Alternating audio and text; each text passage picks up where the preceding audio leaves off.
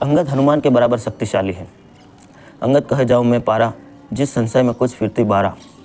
उनके साथ एक समस्या है कि उनके मन में संशय है कि मैं लौटूंगा कि नहीं लौटूंगा। और संशय क्यों है? क्योंकि अंगद और रावण का पुत्र अक्षय कुमार एक ही गुरु के शिष्य हैं।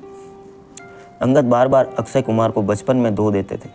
पकड़ गया और रोता हुआ गुरु के पास जाता था। गुरु जी ने कई बार अंगद को समझाया। अंगद एक तो राजकुमार थे, इंद्र के बेटे थे। कल मैंने बताया था इंद्र के बेटे कैसे होते हैं। आपने बड़ा आनंद भी लिया था। मानते नहीं थे। गुरु जी कहते हैं कि ऐसा क्यों मारता है? क्योंकि अंगद को चढ़ती थी पीट देते थे। अक्षय कुमार को रावण को लेकर गुरु जी ने उस समय कहीं एक बार श्राप दे दिया, अगर तू इस पर हाथ उठाएगा तो मर जाएगा। यही संशय उसके मन में था। मैं गया सामने, अक्षय कुमार मिल गया तो इसलिए समस्या हो जाएगी। रावण को भी यह पता था बंदर आया है या अंगद आया होगा। इसलिए आपने देखा कि सबसे पहले उसने अक्षय कुमार को भेजा। पुनि पठन अक्ष कुमार चला संगले सूट अपारा। अंगद को कब भेजा? जिस दिन युद्ध होना है उससे पहली रात यह भारत के विदेश मंत्री का संवाद होना चाहिए, वो मैं बोलना चाह रहा हूँ। यह भारत की विदेश नीति में IFA पढ़ाया जाना चाहिए जो रामकथा कह रही है। युद्ध को हम अंतिम समय तक टालें, लेकिन भारत का यह उद्घोष कि युद्ध प्रारंभ हम नहीं करेंगे लेकिन समाप्त हम ही करेंगे।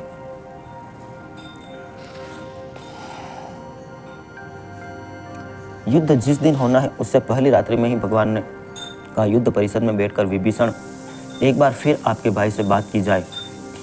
मैं नहीं चाहता कल निरपराध लोग मारे जाएं। कहा भगवान वो मानेंगे नहीं, मैं जानता हूँ उनको युद्ध अवश्य भावी है। भगवान ने कहा एक बार मैं प्रयास करके देखना चाहता हूँ, भेज दीजिए, एक दूत भेज दीजिए।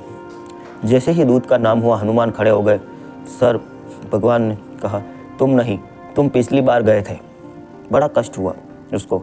ऐसा आदमी भेजो जिसे देख के वे प्रसन्न हो। अंगद ने कहा गया कि तुम जाओ। अंगद ने जो वहाँ बात की है वो केशव ने पढ़ाया जाना चाहिए, पत्रकारों को पढ़ना चाहिए, चैनल के लोग आए। अगर युद्ध नहीं टल रहा तो सामने वाले व्यक्ति इतना तो हतोत्साहित करो यह आधा युद्ध पहले ही दिन हार जाए। जैसे ही रावण को पता चला राम जी ने दूत भेजा है तो रावण बड़ा प्रसन्न हुआ। उसे लगा कि राम डर गए हैं। अहंकारी आदमी विनम्रता को कायरता समझता है। यह सामान्य प्रक्रिया है। रावण भी भयंकर अहंकारी है। उसने तुरंत राज्यसभा बुलाई अपनी और चारों तरफ अपनी राज्यसभा के सदस्य इकट्ठे किए। चमचे चमचे समझते हैं आप। चमचे की पहली क्वालिटी ये है कि वो भरे हुए बर्तनों में लगता है और जब तक माल निकलता है तब तक चुप रहता है। जैसे ही पतीला खाली हो जाता है फिर टन टन बोलना शुरू करता है। ये चमचा टाइमिंग समझता है। वो चमचा मंडल बैठा। रावण ने कहा कि देखो डर गया, दूध भेजा शांति के लिए। अंगद आके खड़ा हुआ। नीचे पैर में शनि देवता पड़े हुए हैं, नवग्रह सामने हैं। अहंकार में बोला कौन हो? तुमने कहा मैं राम जी का दूत हूँ। क्या नाम है? अंगद किसके लड़के हो? उसने कहा महाबली बाली का। तो जानता तो था, बाली 7 बार पीट चुका था इसे। यहाँ लगा कि सागर वह चक्कर मार चुका था। लेकिन चमचों से घिरा हुआ व्यक्ति अक्सर अहंकार में होता है। वह झूठे किस्से सुनाता है चमचों को। चमचे खुश रहते हैं। अरे ऐसा कह दिया था हमारे नेताजी ने एक बार। भाई साहब क्या बात कर रहे हो आप? एक रात चुनाव बदल दिया था। वो किसके कौन के? सूत महाकवि केशव लिखते हैं कौन के सूत? कहता बाली के। अंगद से बोला को बाली कौन? बाली तो अंगद मुस्कुरा के बोला ना जानिए, याद नहीं आया। वही बाली जिन्होंने आपको 7 बार मारा और सागर के चक्कर लगाए। मैं उन्हीं का बेटा हूँ अंकल जी। फिर गोल कर गया, डर गया। कौन है सूत बाली के? बाली न जानी है। कांख में चाप रहे सागर, साथ न होते बखानी है। फिर बोला सागर कैसा तरो, समुद्र कैसे पार, कितना बड़ा काम। अंगद बोला इससे क्या है? जैसे गोपत जैसे गाय के कीचड़ में पैर रखते थे, बच्चा पार कर देता है, जैसे पार कर लिया। वही अहंकारी आकत हुआ। आखिर बात बहुत देर तक होंगे, प्रसन्नता हो जाएंगी। सागर कैसे तर? अच्छा बकवास बंद करो, जिस काम से आए हों अंगद हाथ जोड़कर बोला, अंकल जी, हम किष्किंधा में रहते थे। हमने सोने का चोर देखा, हमने चांदी का चोर देखा, दूसरों की पत्नी का चोर नहीं देखा। देखने आए हैं, लेकिन कैसा लगता है सागर, कैसे हो? गोपाल आज कहा, सिय चोर ही देखो। सीता के चोर को देखने आया हूँ। मनोबल कितना टूटा होगा उस पल रावण का। ऐसा आपको राजदूत जो कॉमनवेल्थ में खड़ा हो, पड़ोसी देश के साथ ऐसी बहस करे कि युद्ध से पहले ही देश का मनोबल नीचे गिर जाए। यह राम की कहानी पढ़ाओ अपने IFS में। जाके रावण ने अहंकार में कहा, मूर्खता की बात मत करो, मुझे याद आ गया है, तुम मेरे दोस्त बाली के बेटे हो। बेटा, तुमसे कह रहा हूँ, यह राम वाम सब वनवासी हार जाएगा, इसे मैं मार दूंगा, मेरी तरफ आ जाओ, बच जाओगे। कहाँ बेटा तू लग गया, कहाँ वो, कहाँ मैं। वैसे ही उसने अंगद से कहा, बिल्कुल ठीक कर रहे हो, आप कहाँ और वो कहाँ। तुरंत उसने चमचों की तरफ देखा, मेरी तरफ आया। Video sponsor Dwarikadhish electric and SS jewellers, Seena dairy, Changedi road, Fatehnagar, Shriram mobile, Jaipur सिलाई, Changedi road, Fatehnagar, Dwarikadhish electric park. बोला, सभा को बताओ मुझे मैं उसमें क्या अंतर है। तपस्वी अंगद राम जी के रावण में अंतर बता रहा है या स्वभाव में आनंद आ रहा है। बोला, अंकल, कहाँ वो और कहाँ आप।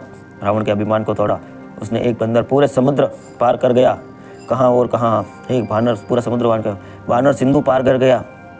आप पर उनके भाई की खींची हुई धनुष की रेखा पार ना हुई, लक्ष्मण की खींची रेखा पार ना हुई, कहाँ आप और कहाँ वो, आपसे पार ना हुई। उसने कहा, कुछ और बताओ। ये बात समझ में नहीं आई। बोले, कहाँ आप और कहाँ वो। उन्होंने जो बंदर भेजा था आपके पूरे खानदान पर भारी पड़ गया, उसको बांधा। उन्होंने समुद्र को बांध के चोट बना दी, मार्ग बना दिया, कहाँ और कहाँ वो आप।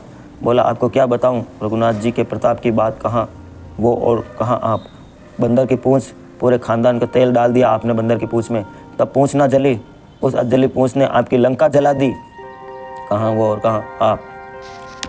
सिंधु तरो उनको वनरा, सिंधु तरो उनको वनरा, तुम पे धुन रेख गई न तरी, तुम पे धुन रेख न तरी, तुम पे धुन रेख गई नत।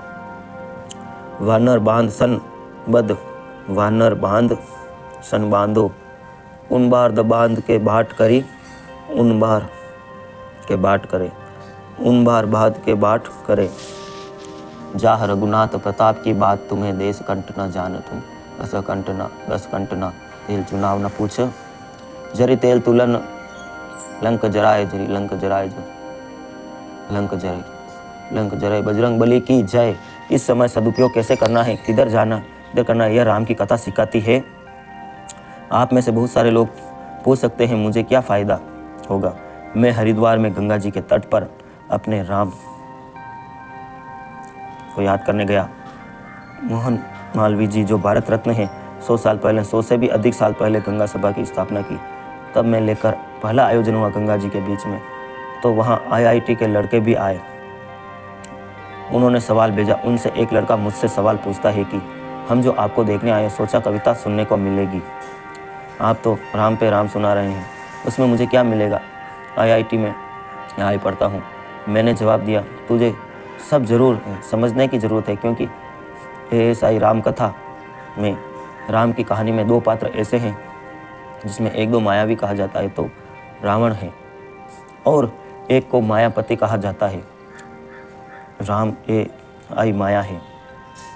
अगर इसे शरीर में बसाकर अपनी कामना और वासना की इच्छा का पूर्ति करोगे तो यह एक AI रावण बनकर तुम्हें मार देगी, और अगर इस पर अधिकार करके जगत के कल्याण की योजना बनाओगे तो राम बनाकर पूजित बना देगी।